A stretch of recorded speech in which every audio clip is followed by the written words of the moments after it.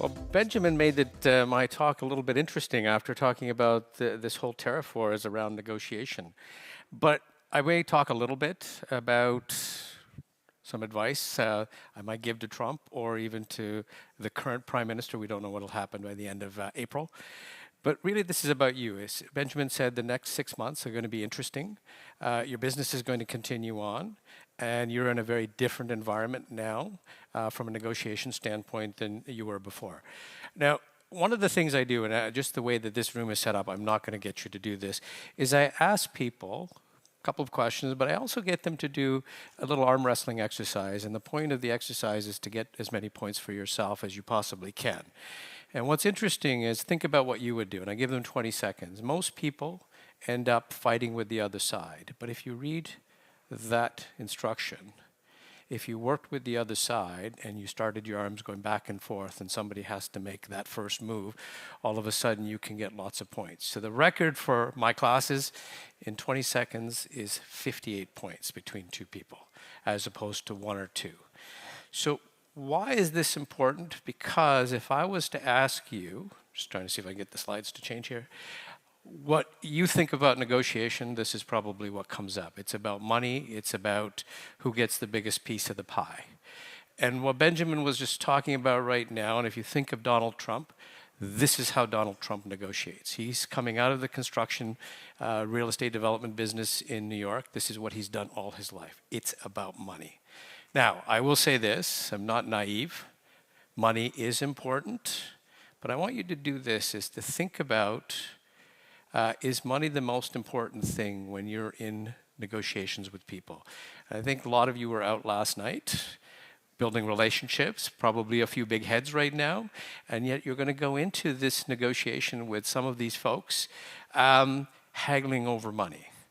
And I also want you to think about this. Have you ever been mistreated in a negotiation where somebody has taken advantage of you? Have you forgotten? And this is the problem with this style of negotiation. People don't forget. And what they will do is they will, at some point when it's opportune for them, they're going to get back at you. So what Benjamin was talking about is that we're going to go through this period of time. Do you think all these allies are going to forget what's happened? And think about when you get squeezed on price and then your buyer or whoever you're dealing with comes to ask you for a favor. Are you willing to do that? And this is the problem with this style of negotiation. And this style of negotiation is appropriate when you have one issue at stake, and that's money, and your relationships don't matter. So I want you to think about your own businesses. Is that where you are? Now, why can't we sit at a table and talk to people? Why can't we have discussions with people the way you do within your companies to solve problems? So I want you to think about negotiation from a different perspective. It's about problem solving. People come to the table because they have a problem. Yes, it's to get a product, but it could also be to get a product at a certain time, certain quality. It could be lots of different things. It could be warranties. It could be lots of things that are important to them. But we don't do this for a very simple reason, is because of since humankind has been on this earth, we've negotiated, and we've been taught to negotiate in a certain way. So when I do corporate training, when I go into training, in executive MBA program, less than 14% of my classes have ever taken a formal negotiation course.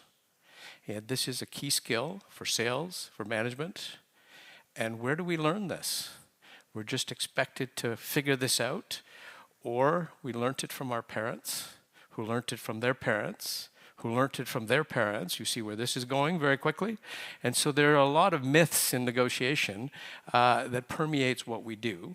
And a lot of these things are actually incorrect. And this is what I'm going to talk about a little bit. We only have about 30 minutes to do what typically takes an entire semester when we're talking about negotiation with a lot of simulations.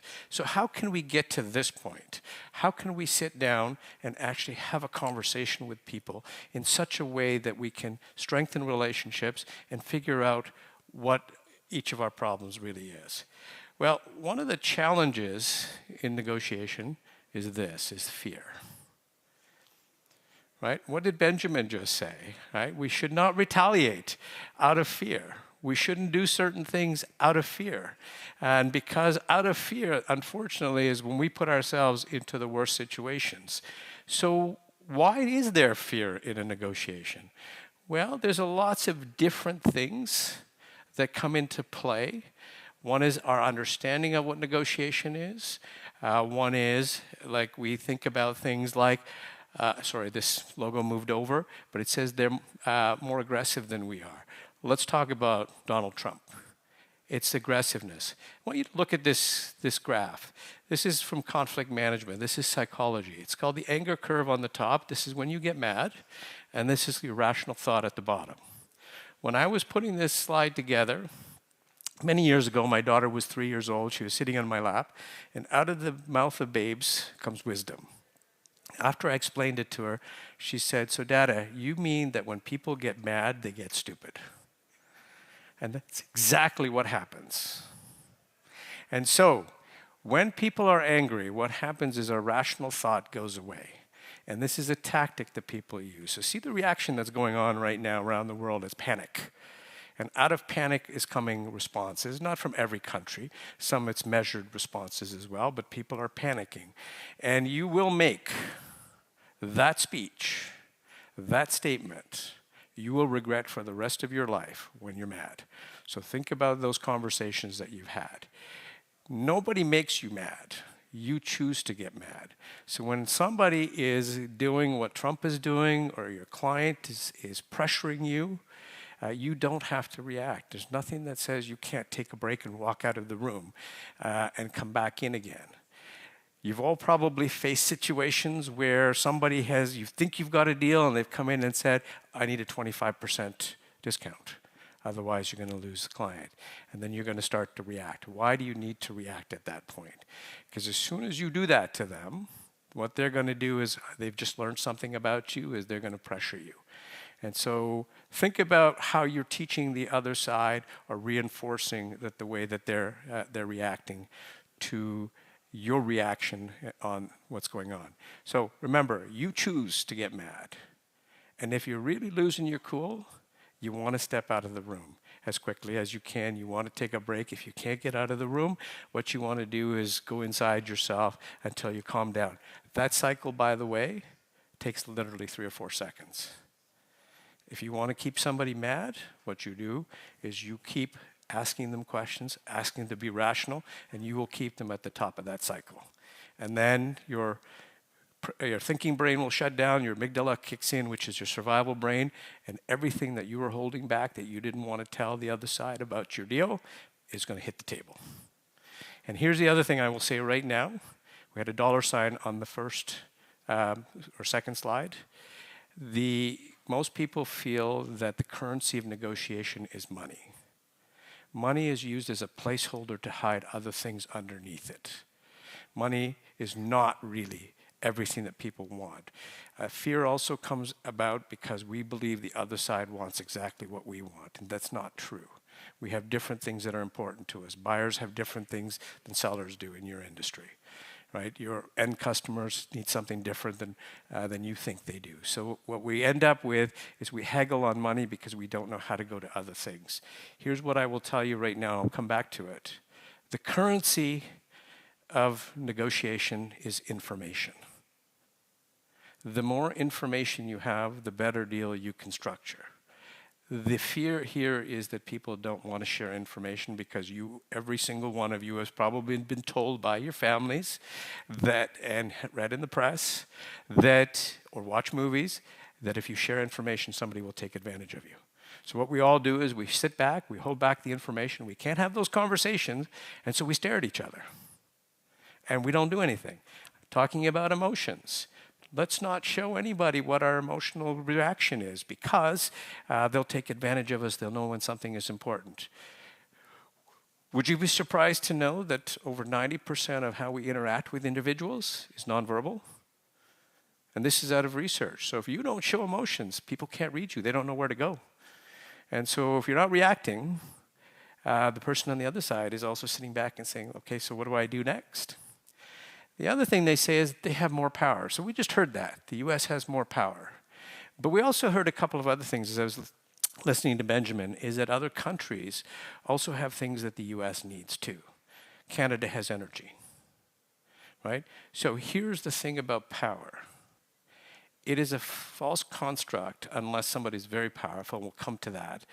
But here's what people are thinking when they go into a negotiation, and this is what Canada's thinking as well. What will we do without them? This is a framing about us at this point. Let me ask the question in a different way. What will they do without us? What happens if their oil gets cut off? You heard Benjamin talk about that. The price of gas in the Midwest, especially because that's where our heavy crude is flowing through, is going to go up about $1 a gallon in the US. Do you think the Americans can afford to do that?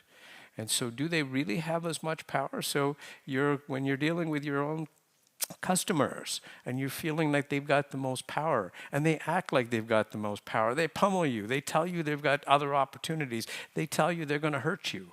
Do they really have that power? You've got to ask the question in a different way. And you got to figure out what they're really after. And that's what Benjamin was going to. Is this about trade? Or is this about a new world order that Trump is trying to create? There's something else underlying the power move. Now, if they do have more power than you do, sometimes that happens, don't get into a fight. That's what Benjamin said. Do not threaten the other side. Don't get into that fight. So I want you to think about what the Canadian government did and what the Mexican government's been doing.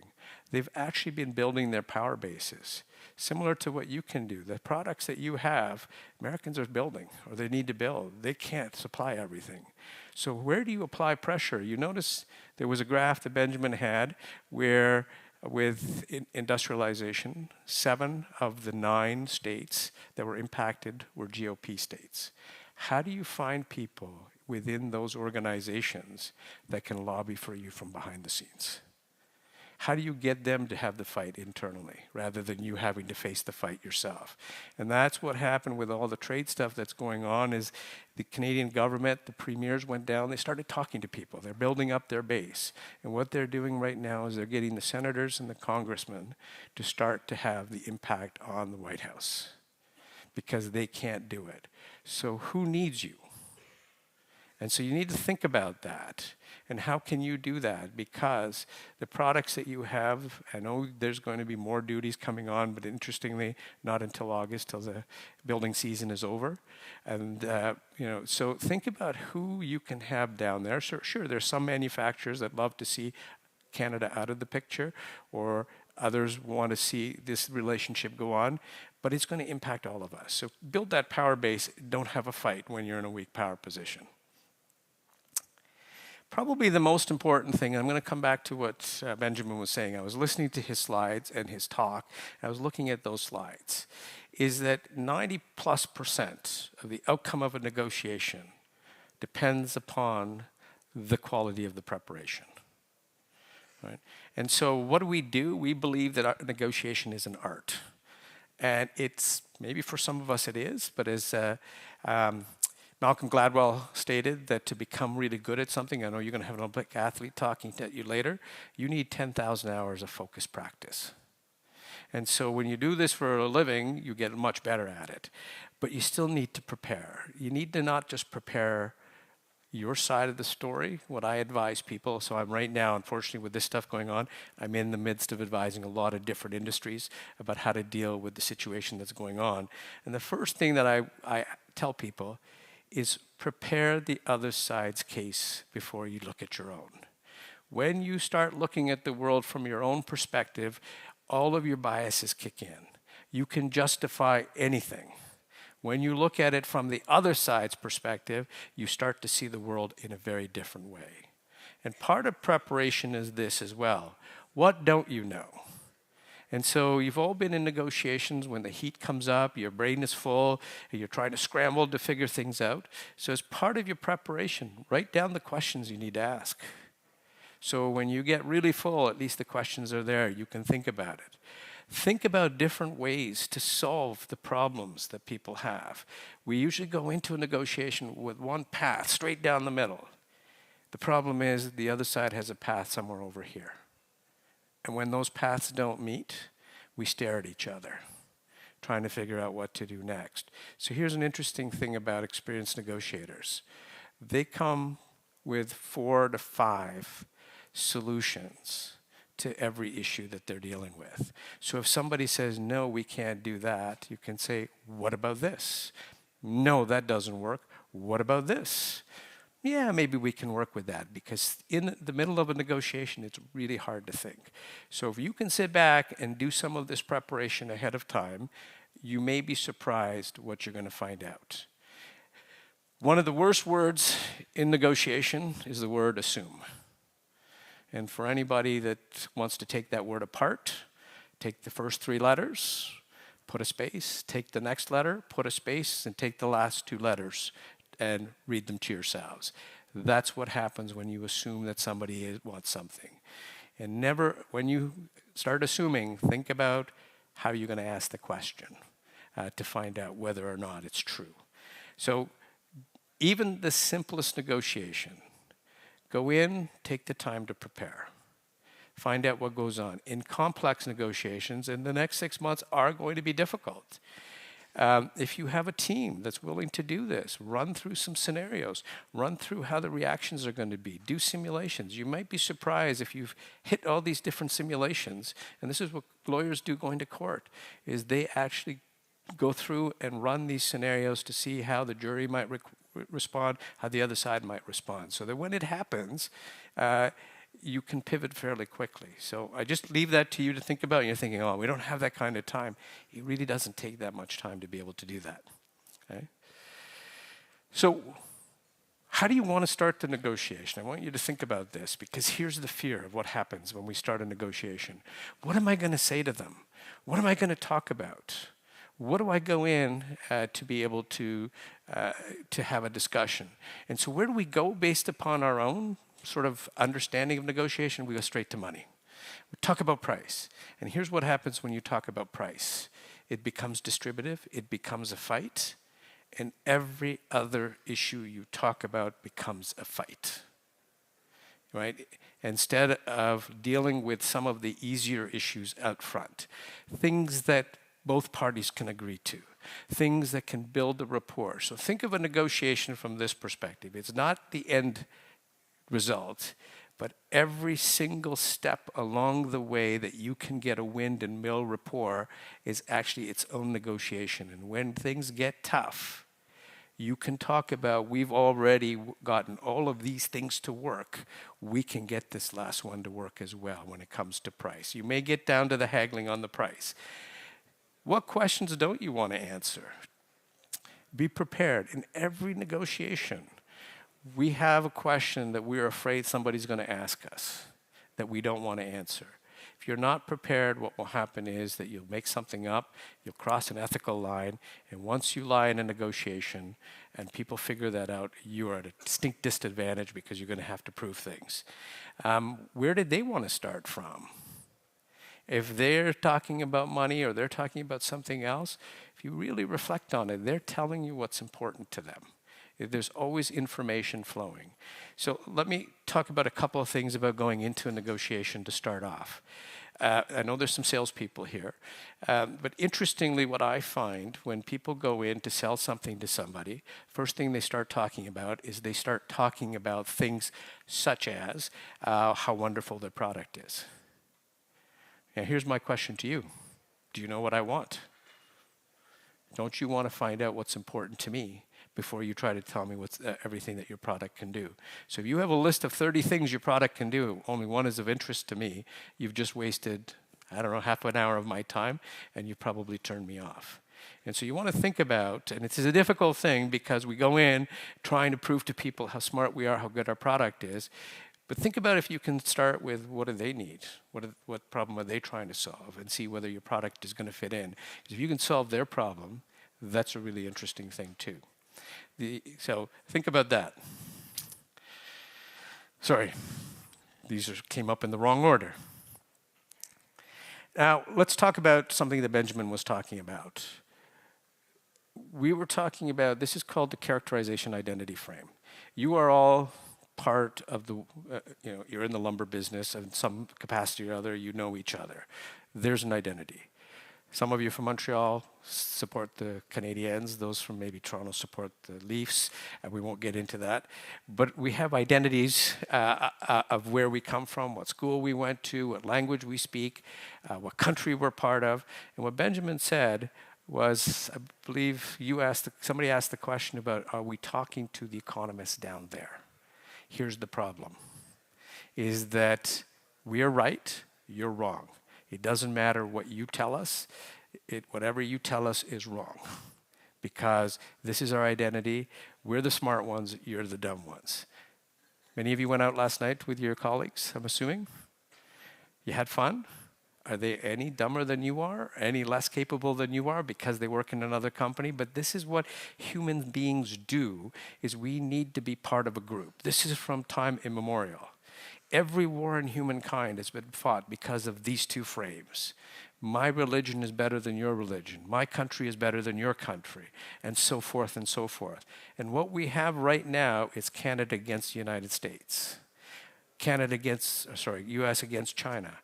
Are these people really the ones in the fight, or is there the one person, as Benjamin said? And what we're doing is we are creating a rift between our two countries based upon one individual. And we can't forget that people are people, and they're not the ones that are making these policy decisions. But our own actions, so if you watch the news on different sides of the border during the World Cup of Hockey, and just before that, what did Fox News have? Canadians booed the US national anthem. What did CNN have? They had a whole bunch of other stuff going on. And so information flows in different ways, and in the world that we live in right now, unfortunately, we're an echo chamber. If you're on the web, you're searching, there are algorithms that will pop you the information you want the way you see the world. And so once you understand that people see the world in different ways and that we can build rapport, so this is one of the things that's important at the beginning of a negotiation, is not to get into talking about stuff that's subject to the negotiation, is about talking about things that help to build the relationship and find the commonalities. And I can guarantee you that everybody in this room probably has some commonalities with everybody else in this room. We just need to explore them. And once we can find those, it's a lot harder to take a shot at somebody that we have something in common. It's a lot easier to call them bad and us good. So this is where we're sitting right now at this stage in time in these series of negotiations. We're in an identity and characterization frame going on right now. We're pointing fingers at each other. And what we're doing is we're just deepening this divide, and we have to find a way to make that bridge and look at each of us as individuals. Where you stand determines what you see. And so, are you wrong in what you see? Absolutely not. Am I wrong in what I see in this picture? Absolutely not. It's about understanding where people are standing and how they're seeing the world. And when we try to force people to see the world from our perspective, this is when the us against them becomes even bigger. And so it's about understanding, and this is what Benjamin was trying to say, is we really need to understand where this is coming from, where this is going, what people are seeing. And every group I've spoken to, every company I'm dealing with right now, sees their own industry and the impact it's going to have on the industry. And what Benjamin was trying to do, and I applaud what he did, was try to pull back a little bit and take a look at the bigger picture of what's going on. Now, does that mean that it's going to help your industry right now? Maybe not, but it is going to be an interesting 6 months. And I agree with him that this trade war will stop. It's just we need to figure out how to be able to see how each of us sees the world. Right? So let's talk about asking questions just as well. This is one of the things that, again, through training, through research that I found, is we're actually not very good as human beings at asking questions. What we tend to do when we ask questions is we're really trying to make our own point and putting an inflection point mark, or question mark at the end of it. We're trying to prove to people how smart we are. And so this is, again, talking first. So we go in and we tell people what's going on. We don't figure out what exactly is going on. And so here are some of the best questions. Deal with one issue. So many times people come in and spend 3 minutes putting a question out with 7 parts. Now think about this. You get a 7-part question. Which part are you going to answer? The one that's going to have the least damage, make the least damage to you. And then what you've just done to the person that asked you the 7-part question is put them on their heels, because now they have to either re-ask the questions or those questions are going to disappear. Ask a question for one issue. Ask open-ended questions, not long ones. When somebody makes a statement, ask them, what does that mean? Help me understand. How's that going? How does this work? Be really careful about why questions. How many of you are parents out here? Many of you. I want you to think about what happens when your children have done something wrong or you did something wrong. You typically say, why did you do that? And so interestingly, from a psychology standpoint, why questions tend to be these questions that get our backs up because it's accusatory. It's not that you can't use them, but be very careful on how you use those questions on the way through. Right? The other thing is, some of you are going to say, well, it doesn't matter what questions I ask, they're not going to answer me because we've all been taught, don't share information. So here's what I negotiate around the world, and this is what I not just in academia, this is what I do for a living. I actually am doing deals. And here's one thing I will tell you that I have found, regardless of where I go in the world, and regardless of who I'm talking to, if I can't get them to talk, as soon as I ask them to criticize my approach, what do you think about this idea? Here's what I will get. Well, you're an idiot. It doesn't do this. It doesn't solve this. You didn't think about that. And if you put your own ego aside for a second, they've just told you everything that's important to them. And so human beings, think about where you go before you buy things.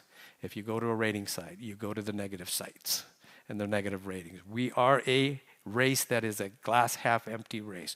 We find problems. So let them come at you, and if you can put your ego aside, and suddenly it's like, oh, now I know what's important to you. This is some interesting stuff. And there's a phenomena called mirroring. And it's, if you can get good at this came out of the hostage negotiation sort of world that some people live in, and I have in the past. Done some training in this space, is that when you can't get people to talk, and here's what I'm going to ask you this question. Think about at a party where you've met somebody you think is a great conversationalist. Think about what you know about them, and I bet you the answer is probably not a lot. Think about what they know about you, and they probably know your whole life history, and you think they're a great conversationalist. Why? Because what they've done is you made a comment, they've picked off the last couple of words with an inflection mark, really saying, what does that mean? And become quiet, and people keep talking. And so if you're going to use this strategy, I would suggest you do this in your sort of not your work setting, but in a social setting to get comfortable with it, because it's very difficult to do this, okay? Finally, a couple of things about effective negotiators as we're going to come to an end. I mean, this is a very compressed time. This is taken from research that was done by an international sales organization. They wanted to know why some of their salespeople could get deals at the table and get them implemented, because being an effective negotiator is being able to do both. Not just get the best price or the best deal, but actually have it implemented. And they put them up against their non-effective negotiators. And here's what came out of it. This is just a few points. To be an effective negotiator, you need to listen almost 2/3 of the time. Think about it this way. You have 2 ears and 1 mouth. Use them in that proportion. So the more questions you ask, the more they're telling you, the more information you're getting. The more you talk, by the way, the more information you're giving to them. So think about how you're going to do this. You want to persuade somebody, you want to get them on board, you got to keep quiet and listen to what they have to say. Let's come back to Donald Trump for a second. You want to know what he has to say, instead of punching him back, keep asking questions so he keeps talking. And one of the things about difficult negotiators is when you ask them to explain, sometimes they walk themselves out of their own positions when they have to explain. He might be an anomaly to that situation, but for most people that's not true. Okay? They ask 2.5 times more questions. We're afraid in a negotiation to ask questions because we're going to look dumb. I've been in meetings when I was an executive at a company. I'd be in strategy meetings because I was taking a company public, and I'd have my senior team come out of the meeting. I'd say, so do you understand what was going on? No, I hadn't got a clue. Why didn't you ask a question? Well, I didn't want to look stupid. And so we're going to go public because you didn't want to look stupid. That's not a really good reason. And so I will ask you to think about this. Let me turn this around. How do you feel when people ask you questions and ask your advice? Doesn't that make you feel good? So why is it that when you ask somebody else a question, you look dumb? So see how we see the world from two different perspectives. They actively listen 2 times more. People don't always tell you what's important, but if you listen carefully, you might pick things up and say, I think I'm hearing this. And they can say, no, that's not what I meant. They don't get into attack-defense cycles as often. Here's the attack-defense cycle. You've all been there when somebody's taken a shot at you in a negotiation, and the best defense is a good attack. And so think about your personal lives. You went to a party with your spouse. You come home. They say, I wasn't happy with what you said, last night at the party. And you can ask the question, well, why weren't you happy? Which most of us hopefully do. But usually the response is this. Oh, yeah? Well, 3 months ago you said this in a party. And then they go, oh, yeah, 7 months ago you said that in a party. And we've gone down the toilet at this point. Right? Instead of understanding why they're upset, when people are upset, they don't actually tell you what's going on. They're just telling you how they're feeling. The other thing I'm going to say is this. Careful with your choice of words. If you ever say to somebody, this is a reasonable offer, this is a fair offer, and these are words that we use on a regular basis, think about the implications of that in a negotiation. You've just told the other side that if they don't take the offer, they're unreasonable or unfair. So be really careful with the choice of those words. Also, the other word you want to think about in a negotiation to try to remove it is the word but. But is a negator. Think about instead using the word and. Great idea and build on it, because when you build on somebody's idea, you can end up with a deal. As soon as you say but, you've also just insulted them that their idea is stupid. And they're going to rock back into it. I'm going to leave you with one final thing. It's a phenomena that's been around a while, but it hasn't been used. And you are doing deals, the situation is changing. Could be going up, could be going down. We're so busy in our lives that we finish the deal, we move on to the next one. Think about, can you go back and renegotiate the deal knowing what your baseline is? So here's the interesting thing. When you do the first deal, everybody's got their backs up. When they have a deal in place, they're more willing to have a discussion. And if you can go back and say, I think there's more value to both sides, can we sit down and have a chat? And if we can't come to something, we'll stay with the original deal. But now you're going to have that discussion that you couldn't have in the negotiation. And I will tell you, I do this for a living. I do post-settlement settlements in almost all my deals, and I leave between 20 and 25% of value on the table, not just money. And so I do this every day, and I have done this for the last 40 some odd years. And I've been using post-settlement settlements, and here's the interesting thing, is even if people left the initial negotiation a little bit upset, when you come back and have another discussion with them, and you can build a better deal, you build that relationship back up again to move forward. So it's just something to think about. And yes, we're busy, but is it better to keep going after new deals or to solidify with the clients that you have been doing work with? Think about when you get in the mail a notice saying if you get this credit card, you'll get extra points and you already hold that credit card. How do you feel? So don't neglect the folks that you do business with. They are your strongest source of future business, right? They're the ones you have relationships with, but we want to keep going. And so the deeper those relationships you build, the deeper the problems that you can help solve for them, the better the outcome is going to be. And I'll leave you with a story of one of my students that had gone into a company, major consulting company, first deal with this company, they got a $350,000 deal. They went back and did a post-settlement settlement, really found out what the problems the company was facing, and they walked out with over a $5 million engagement. So you don't know what you don't know until you have that follow-on discussion when people are more relaxed. And I think at that point, Here's the thing I will leave you. This is my last slide when I do, is we go into training, negotiation training, only you can change the way you are. You can go back to doing the same thing, or you can think about how am I going to do things differently. Because the world isn't going to change unless we change the way that we do things. So all of the training you're having here, how do you apply this stuff and how do you change the way you think?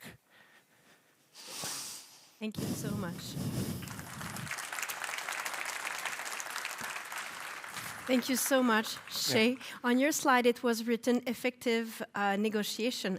I think I would like to read the art of negotiation. This is an art. It is an art. It's a science, actually. A science? It is. Interestingly, there's a lot of science in this, and when you don't apply the science, so there's a lot of psychology involved in how you do things, and there's a rhythm to negotiation. And think about dancing. If you dance with somebody who's not a good dancer, they're going to trip you up. When you're dancing with somebody that is really good, it becomes a conversation. It's the same thing with negotiation. I like this image. Thank you so much. We won't have time to take questions here, but you're going to stay for a coffee? Stay? Yeah. All right. Thank you so much, Shai Dubey.